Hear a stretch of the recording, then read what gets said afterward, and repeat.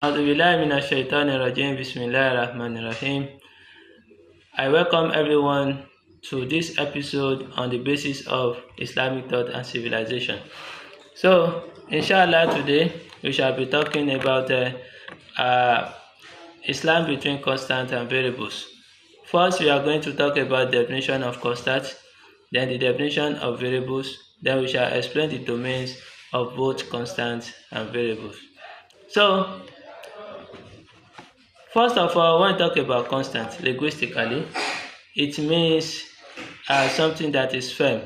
So that is something that is stable and something that is permanent. For example, when we talk about a house, building a house, the foundation of a house must be firm for the house to be able to stand. So that is what we mean by thawabit. That is what we mean by stableness and firmness.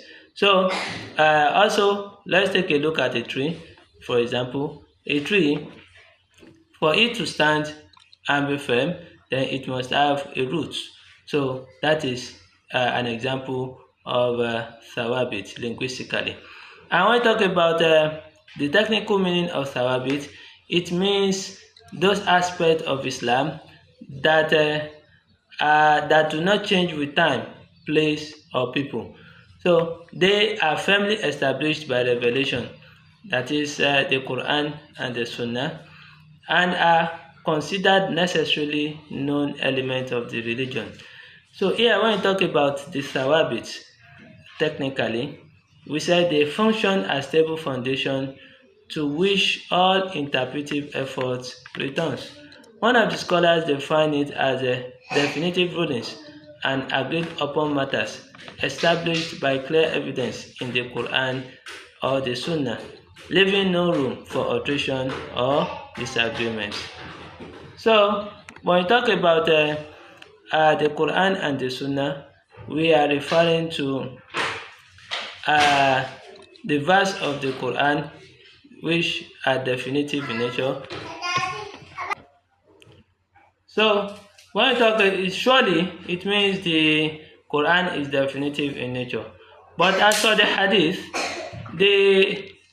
that is definitive in nature is they are the hadith that are mutawatir, that are reported by many people, and they are also authentic in nature. These are those that can be found in the domains of the thawabit, which is the constant, Now let's take a look at the definition of the variables. Now variables, they are matters that are subject to change. That is, they can change anytime, and they are subject to adaptation and variation depending on time, place, circumstances, custom, and intention. So they fall within the domain of reasoning and ijtihad. So here we're supposed to know that the area of variables is much larger than that of the constants. So constants are limited and fixed. It means they cannot be changed, while variables expand continuously across time and space. So let's take a look at the domains of both the constants and the variables to earn more understanding. Now, Islam, as we know, can be broadly categorized into two domains.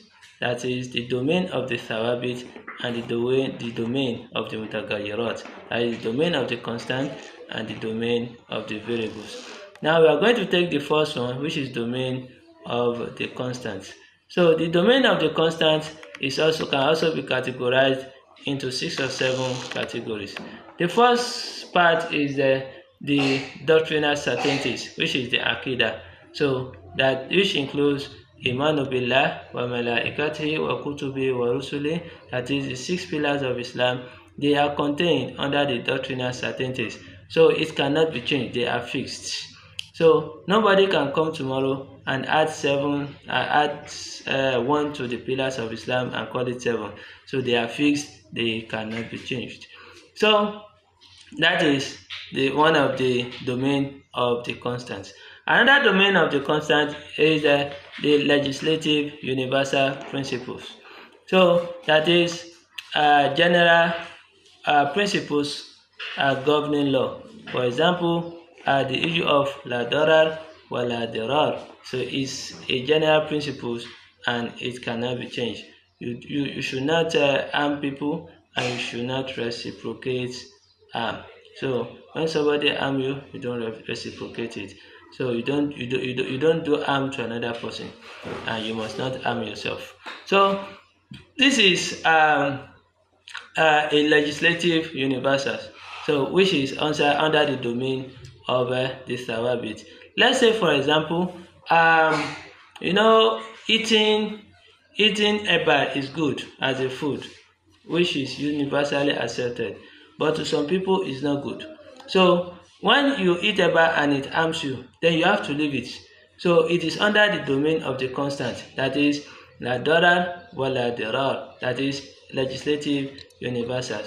So these are under the domain of the constant. So now we have different examples like that, but let us use that, do that within ourselves. Now let's take a look at the third one, which is the ritual foundations, that is the essential act of worship, al-ibadat, like salat. So the arkan salat, so the things, the obligatory part of salat. So all those things, they are constant that cannot be changed. So nobody so as I said, the act of worship, which the 5 pillars of Islam, or what is it called, the how can I call it? Yes, the 5 pillars of Islam, which is so salat, zakat, hajj, some Ramadan, and what again? So the 5 pillars of Islam, which are essential, especially the core conditions and pillars, they are under the domain of the mutagayyirat that cannot be changed. So nobody can come tomorrow and say that Hajj is should not be done. You have option to go to Hajj in maybe to Egypt or Senegal, or what is it called, or Qatar, instead of going to Mecca. So no scholar can say that. So because it is under the domain of the Thawabit that cannot be changed. And also the fourth one is the moral principles, that is ethics such as honesty and justice. So they remain constant regardless of context. So no matter the context, maybe in the school, maybe in the market, in Nigeria, in Ghana, honesty and justice, they remain one of the moral principles that is propagated by Islam. So that is like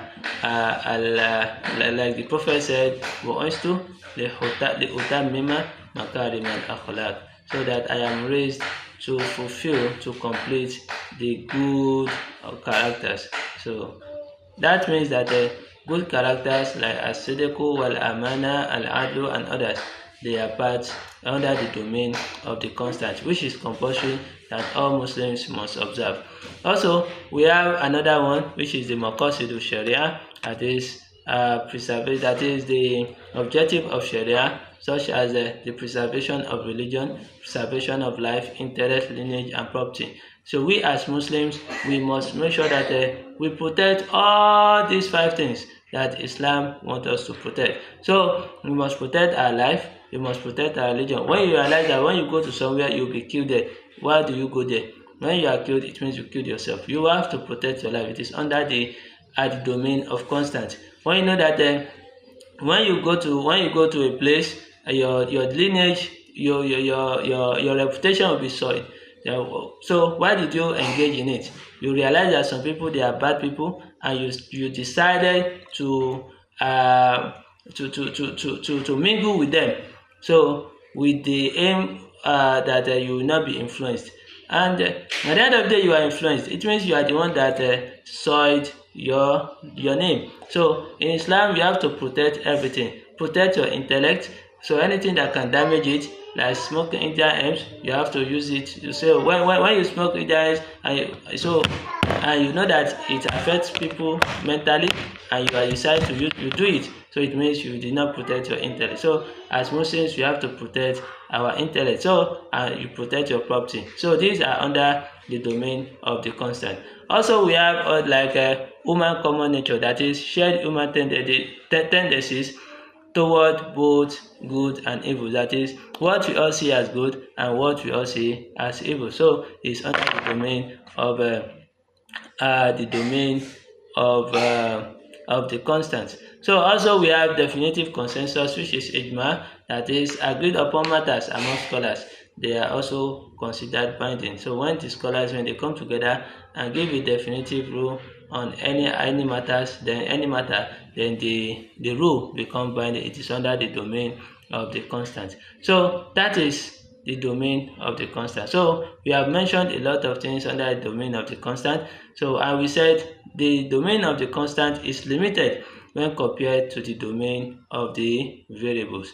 So now we are going to move to the domain of the variables. Now here we said that the variables include all matters not covered under constant. That is all the matters that are not covered under constant. We mentioned like 7 matters. So and when the matters that are not covered under the constant that we mentioned, they fall under the category of the variables. Now these variables can be categorized into 2 main areas. The first area is the areas that fall within textual interpretation, and this indicates that where text allow multiple meanings. So that is probabilistic text. And we have the second area, which is outside explicit text, that is where no direct textual evidence exists, which requires ijtihad. So that is why we say that variables grow and evolve as societies expand, new issues emerge, and when context change. Here, there is need to balance between constant and variables. So that is why for Islam to remain both timeless and applicable across changing human conditions, then Islam remain flexible. So because Islam balances between the constant and the variables. Now let's take a look at the first main area of the variable, that is the variable, that is what is it called, the variables within the scope of text, that is those that are covered by text, those that are within the textual scope. So and those that are within the textual scope, they fall into 4 categories. So the first one is a text of probabilistic authenticity, that is zaniyatu subut. That is the first one. While the second one is a zaniyatu dilala, that is text of probabilistic meaning, and the third one is a text of probabilistic legislation, that is zaniyatu tashri', and the fourth one is the domain of applying text, that is tanzilun nusus. So now we are going to explain these 4 areas under the textual scope, that is the domain of the variables that are covered within the text. So the first one is probabilistic authenticity, which is dhaniyatu subut. Here we say that all Quranic verses are definitive authentic. That is, they are definitely authentic. Therefore, this category applies only to prophetic hadith, that is the sunnah of the prophet. So, and when we talk about the sunnah of the prophet here, we are talking about the sunnah, the hadith of the prophet that are reported by only one person, by little people. So it is not covered. It's not about. Does not contain the domain of the hadith that are reported by a large number of people, which is mutawatir. So here we are talking about the hadith that are reported by a few number of people. So here, this explain. We said, however, this effort remain human's endeavor. That is subject to error, such as forgetfulness, oversight, or misjudgment of narrators. So any hadith that is ahad, so they are subject to errors and forgetfulness, and they are subject to oversight or misjudgments. So that is why most of the hadith that are reported that is ahad, they are considered probabilistic in authenticity. So, however, those that are mutawatir, that is transmitted by a large number of people, they are under the definitive. So they are not probabilistic in nature. So that is why this explains scholarly disagreement regarding acceptance of certain hadith. So such disagreements shift rulings from the domain of constants to the domain of variables. So this is where diversity of opinion is acceptable, not contradictory, and each scholar follows what they deem strongest without condemning others. So a scholar can bring an opinion, and another scholar may bring another opinion, and each of them will not condemn one another. So we have an example of what is it called? That is a probabilistic authenticity. So, like for example, so when I remember the examples for the probabilistic authenticity, I shall bring that. So, but let's move to the second one, which is probabilistic in meaning. So, we said these are texts that are open to multiple interpretations, leading to ikhtilaf, that is disagreement in understanding. In this domain, the truth, which is what Allah intends, is one. However, the scholar they strive to reach it. So the correct scholar earns 2 rewards, while the mistaken scholar earns 1 reward. Thus, no one may claim exclusive possession of absolute truth. So, let's say for example, when we talk about Dhaniyatu Dilala, we have an example in the Quran, that is Surah Al-Baqarah, verse 228. When Allah talked about those people that وَالْمُطَلَّقَاتِ يَتَرَبَّصْنَ ثَلَاثَةَ قُرُوءٍ. So when Allah mentioned that the word quru in that verse, that those people that are divorced, they should stay for 3 quru. Now the scholars they disagree on the meaning of the word quru. So the Shafi'i they said that the word quru means a tuhur, that is the period of purity, that is they should stay for the period of purity before they can pack out of the house of the man.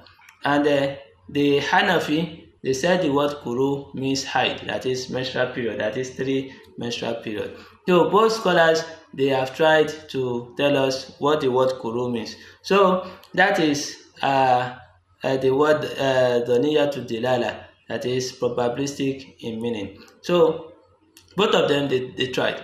And we have another example in the Quran when Allah was talking about those things that can nullify ablution.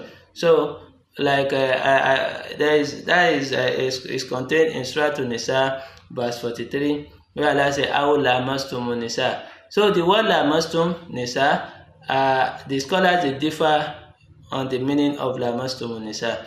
So the Shafi'i they said that holding a woman, when you hold a woman with your hand after ablution, then your ablution becomes invalid. However, the Hanafi and the Maliki they said that the lamastumun nisa there refers to having sexual intercourse with them. That holding a lady does not nullify your ablution. So that is an example as contained in the Quran. Also, we have another example where Allah says, "Faktomu aydiyahuma." That is, once that asariqu wasariqu, as contained in Surah Al-Ma'idah verse 38, that those that steal, the male and the female, that they should cut their hand. And the word hand there, al-yadu, in that verse has different meaning according to the scholars. Some scholars, they say that the word al-yadu means al-katfu, that is, it means the shoulder, while some said it means the arosgo, it means the elbow, while some said it means the wrist, that is the mirfaq. So however, the Sunnah of the Prophet has given a definitive ruling. Under the Sunnah goes with the aruzq, which is contained in the hadith of the Prophet. So, however, in the Quran, the scholars, they differ, but they found the evidence, they call the most appropriate evidence in the Sunnah of the Prophet. So, and we have another an example of the hadith that is probabilistic in meaning. There is an hadith that said that the pen is lifted from 3 people. That is, 3 people, when they commit an offense, during that stage, that period, it won't be written for them. So one of it is those that were asleep, that were sleeping. That when somebody is sleeping and the person commits an offense, maybe when he was sleeping, he slapped someone, and maybe when he was sleeping, he sleepwalked and stabbed someone and the person died. That it won't be recorded that the person has done something bad. But so the scholars, they now differ, that when you talk about sleeping, they say that does it cover those people that are in deep sleep? Does it cover deep sleep or any type of sleep? So the scholars, they differ. So on the interpretation of the word sleeping. So, and we have under that same hadith, it talked about somebody that is insane, that whatever the person do, the person will not, no sin will be recorded for such a person. So the scholars, they also differ. Is it talking about partial insanity or the full insanity? So the scholars, they differ also on this. So that is why it is called probabilistic in meaning. So, and when we talk about the probabilistic in meaning, so we said that the wordings is probable. That is, there is probability in the wordings of the there is different meaning. It has different meaning. So, which makes the text to be probable in nature. So, for a text to be probable, for a ruling to be probable, we have some reasons why it will be probable. One, when there is when the word is homonyms, it means when it has different meaning. That is a word with multiple meaning. So, such as the word I, al-ain. In Arabic word, it means different things. So, when it's contained in text, then it will mean different things. And also, when there is ambiguity, that is general wordings. When there is general wording in the text that needs details, such as when Allah says establish salat, and the word salat, how do we establish it? It needs details. Then when the scholars, we just use that as an example because it is correct, is contained in the Sunnah. So another one is that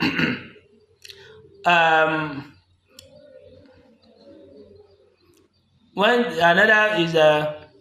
Allah says that asariqu wasariqu, that when that a thief, a male and a female, that they should cut their hand. So does it apply to anyone, or there are other conditions that can be attached to it? So the scholars, they differ on it also. So, and when a word is literally or figurative in nature, so it can be probabilistic in meaning. So, for example, when Allah says Yadullah fawqa aydihim, so we have different interpretations from different scholars. So, when a word is literal or figurative, so we don't know whether it's literal or whether it is figurative. So, it can, that is one of the reasons why it can be referred to as probabilistic in meaning.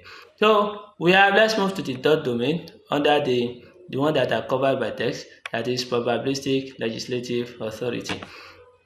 So when we talk about probabilistic legislation, so here we are taught that scholars distinguish between what the prophet did as a messenger conveying revelation, so that is the binding legislation, and what he did as human, what the prophet has done as human through experience, custom, or personal judgment, and these are non-binding.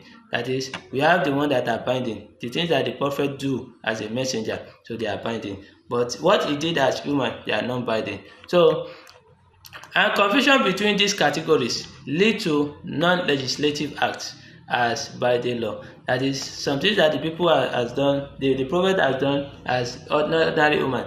When we don't understand, when we confuse both what he has done as human and what he has done as a prophet, and it means when we confuse between the two, then it's possible for us to make something that is non-binding for us to make it binding. So, or excluding actual legislation mistakenly. Example of commonly misclassified matter. So, like political decisions of the prophet, the military strategies of the prophet, judicial judgments of the prophet, which are based on the ijtihad. So, we have a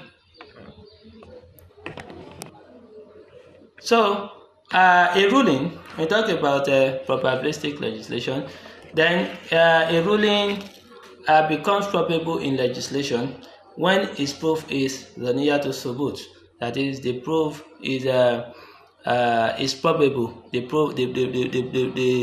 proof is probable in nature. So that is the authenticity, probable in authenticity. So sources of probable legislation such as the hadith that are had.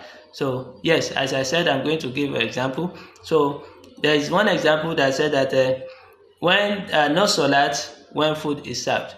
So that when there is food, there is al-asha qabla al-insha. So that when food is served, there is no salat. So the hadith is ahad.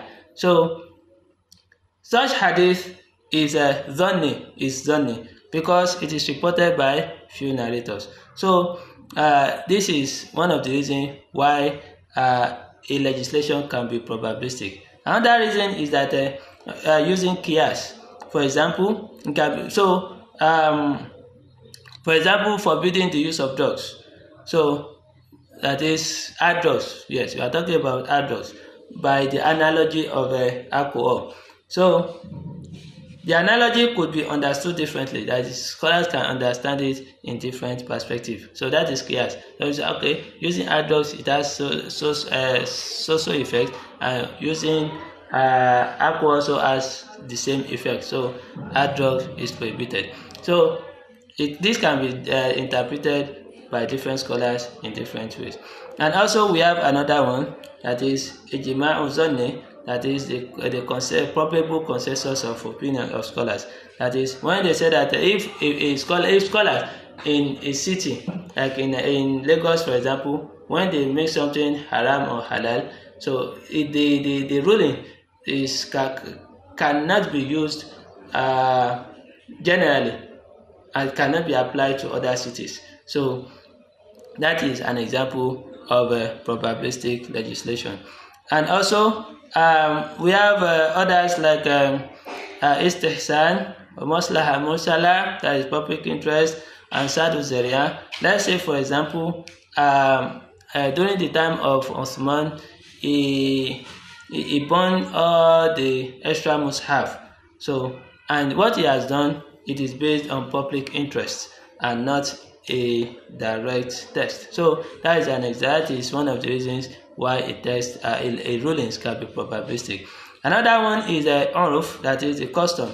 So that is what counts as let's say for example, what counts as customary maintenance for a wife here in Yoruba land is different from what counts as maintenance for a wife in Igbo land. So, and it changed by time and places. So this is also probabilistic in legislation. So let's use Yoruba land for example. Even in different parts of Yoruba land, before you get married to a woman, they will ask for some certain things, so that they will ask you to bring.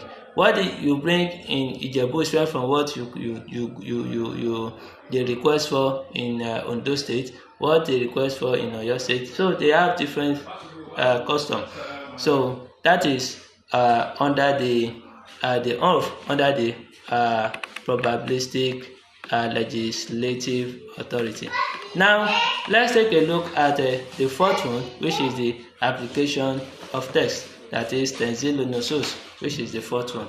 So when we talk about Tenzil Nusus, then we are talking about that is the statement there is no ijtihad where there is a text. So we have a statement that people will say that there is no ijtihad when there is a text, and this is not absolutely correct, because applying text to reality often requires reasoning. So most rulings are based on underlying causes, that is the ENLA, and identifying these causes differs among scholars due to differences in understanding. So that is difference in understanding, different in context, human limitations. So for example, during the time of Umar, he suspended the punishment of theft during famine due to necessity. So these rulings tied to changing circumstances belong to the domain of variables where reasoning must remain active. So when we talk about Tenzil Nusus, here we are talking about taking a general, that is Quranic verse or prophetic text, and implementing it. So that is what we mean by Tenzil Nusus. That is, you take the text, maybe the Quran and the Sunnah, then you apply it to a specific real life situation, that is something that is happening in our society today. Without Tenzil, the text remains theory. That is, if we are unable to apply the text of the Quran or the Hadith, then the text in itself will remain theory in the book. So let's say for you to be able to do Tenzil, then you must understand there are three things that you must be familiar with. One, there is need for understanding the text correctly. The text of the Quran, so you must understand it correctly. Then you must understand the current reality. Then the third one is you must understand how to apply the rulings from the text to the reality. So, and if you miss any of these steps, for example, if you miss the second step, that is understanding the reality, then there will be rigidness. Then you are going to get rigidness. That is, there will be jumud. Jumud will happen. And when you miss the first step, that is, you don't understand the text of the Quran, then there will be tafrit, which is negligence. So that is why for you to do Tenzil as a scholar, you must understand the text, you must understand the reality, and you must understand how to apply the text to reality. So let's say, for example, there is when we talk about Tenzil Nusus, when Allah says وَعِدُّ لَهُمْ مَسْتَطَعْتُمْ مِنْ قُوَّةٍ, that is, you should prepare against them, that is the enemies, whatever you can, whatever power you have. So during the time of the Prophet, it applies to sword, horses, arrows, and others. But during our own time now, so it applies to drones, cyber security, nuclear weapon, media economy, and others. So that will make a nation to be powerful. So that is the application in today's world. So when Allah is, so it's not about you now going to buy arrow and buy a sword just for you to say that that is what the Prophet has used. No. So so we have another one, like when Allah says La taqrabu zina, so that is, don't move near zina. So here, during the time of the Prophet, it's just something that is physical. That is when you have what is it called, intimacy with somebody that is not you are not married with, or you go to a place of immorality, they regarded to that as zina. But in today's world, so we can also apply it to porn websites. So when you know that this is a porn website and you decide to visit this, or it's pop on your phone and you decide to click it, and you know, so it's also known as zina. When you register on dating apps, and you are meeting ladies or men, so it's also known as zina. That is when you go to a place where there is free mixing, or when so free mixing on social media or social gathering. So it's also known as zina. So this is the current application of the verse of La Taqrabu Zina.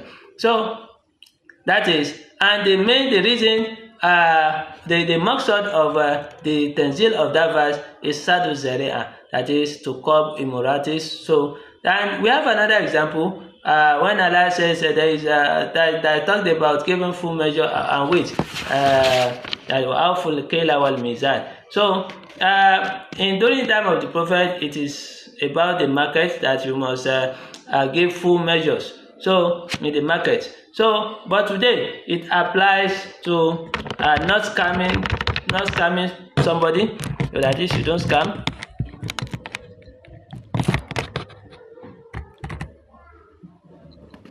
So it applies to not scamming somebody. What again? That is in e-commerce. So it's I have this, I want to, so you advertise on social media and people say okay, they want to buy. So by not scamming people, when they want to buy laptop HP and they order for it, you should not give them there. So that is part of it. And not manipulating what is it called, crypto is an example of Tanzilo of today. And another one is not giving fake review of your product. So what people don't say about your product, you don't give it out 4 minutes. So it's an example of the usage of that verse. Awfu al-kayla wal mizan. So that is now there are some conditions for a mujtahid to do tanzil. One of the conditions is you must know the Quran and the Sunnah very well. Also the Arabic and fiqh and also fiqh. You must know this very, very well. And also you must be conversant with different branches of knowledge like medicine, economics, technology, and you must be conversant with the society itself. And also you must know why behind the rulings. So why is the ruling? You must know it. So without it, that is without the tanzil of the text, we either live in the past or we live without the deen. So in the next class we are going to be talking about the variables that are not covered by the text. Inshallah. Assalamu alaikum wa rahmatullahi wa barakatuh.